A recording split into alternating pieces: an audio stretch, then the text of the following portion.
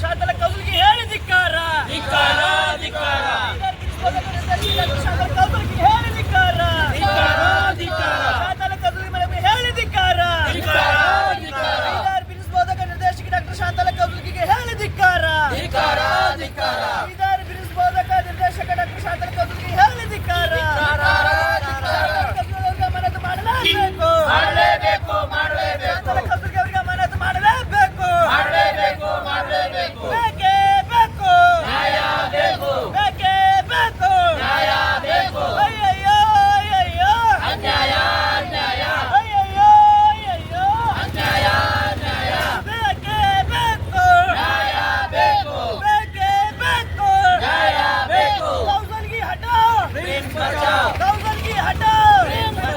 ಬೀದರ್ ಬಿಡಿಸಬಹುದಕ ನಿರ್ದೇಶಕ ಶಾಂತಲ ಕೌಸಲ್ಗಿ ಅವರಿಗೆ ಹೇಳಿ ಧಿಕ್ಕಾರ. ಬೀದರ್ ಬಿಡಿಸಬಹುದಕ ಸಂಸ್ಥೆ ನಿರ್ದೇಶಕರ ಶಾಂತಲ ಕೌಸಲ್ಗಿ ಹೇಳಿ ಧಿಕ್ಕಾರ.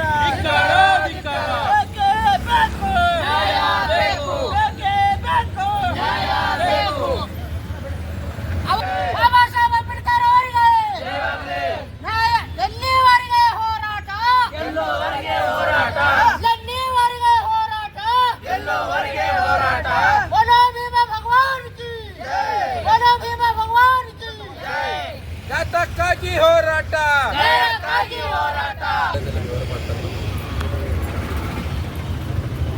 ಇಂದು ಜೈ ಭೀಮ್ ಗಣ ಸಮಿತಿ ಕರ್ನಾಟಕ ವತಿಯಿಂದ ಬೀದರ್ ನಗರದ ಜಿಲ್ಲಾ ಉಸ್ತುವಾರಿ ಸಚಿವರ ಕಾರ್ಯಾಲಯ ಎದುರುಗಡೆ ಇವತ್ತು ಧರಣಿ ಸತ್ಯಾಗ್ರಹ ಹಮ್ಮಿಕೊಂಡಿದ್ದೇವೆ.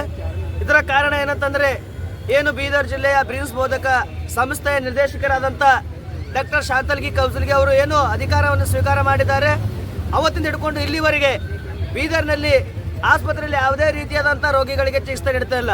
ಒಂದನೇದಾಗಿ ಹೇಳಬೇಕಂದ್ರೆ, ಸುಮಾರು 2 ವರ್ಷ ಆಯಿತು ಹೃದಯ ಘಟಕ ಉದ್ಘಾಟನೆ ಆಗಿ, ಆದರೆ ಇಲ್ಲಿವರೆಗೂ ಅಲ್ಲಿ ಎಲ್ಲ ರೋಗಿಗಳು ಇನ್ನೂವರೆಗೂ ಸೋಲಾಪುರ ಆಗಿರ್ಬೋದು, ಹೈದ್ರಾಬಾದ್ ಆಗಿರ್ಬೋದು, ಆ ಕಡೆ ರವಾನೆ ಮಾಡ್ತಿದ್ದಾರೆ. ಒಂದು.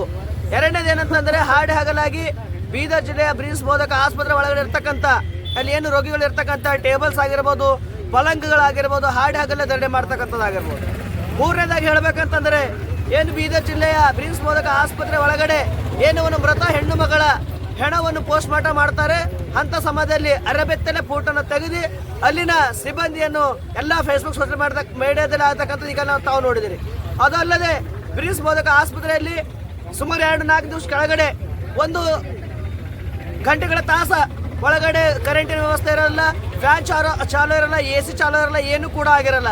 ಅದೇ ರೀತಿಯಾಗಿ ನಮ್ಮ ಮಾಧ್ಯಮದವರಿಗೆ ವರದಿ ಮಾಡಿದ್ರೆ ಅವ್ರ ಮೇಲೆ ಉದ್ದೇಶಪೂರ್ವಕವಾಗಿ ಕೇಸ್ ಮಾಡ್ತಕ್ಕಂಥ ಕೆಲಸದಲ್ಲಿ ಈ ಕೌಸಲ್ಗಿ ಮೇಡಮ್ ಅವರಾಗಿದ್ದಾರೆ.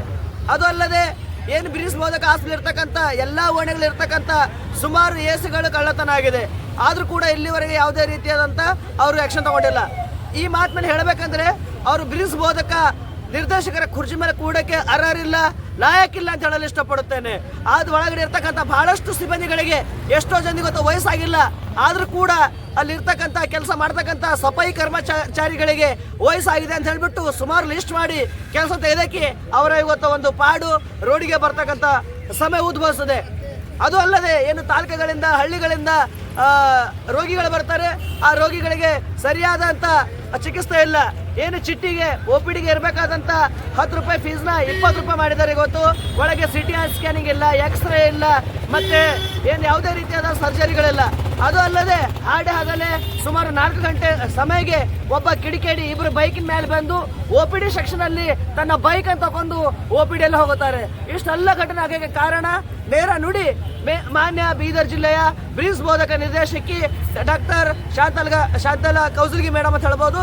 ಮಾನ್ಯ ಜಿಲ್ಲಾಧಿಕಾರಿಗಳಿಗೆ ಮತ್ತೆ ಸರ್ಕಾರಕ್ಕೆ ನಾವೇನ್ ಮಾಡ್ಕೋತೇವೆ ಅಂತಂದ್ರೆ, ಅವ್ರನ್ನ ಕೆಲಸ ಅಮಾನತು ಮಾಡಬೇಕು, ಅಲ್ಲಿ ಒಳ್ಳೆ ನಿಷ್ಠಾವಂತ ಅಧಿಕಾರಿನ ನೇಮಕ ಮಾಡ್ಬೇಕಂತ ಹೇಳಿ ಇವತ್ತು ಈ ಧರಣಿ ಮುಖಾಂತರ ನಾನು ಹೇಳಲು ಇಷ್ಟಪಡುತ್ತೆ.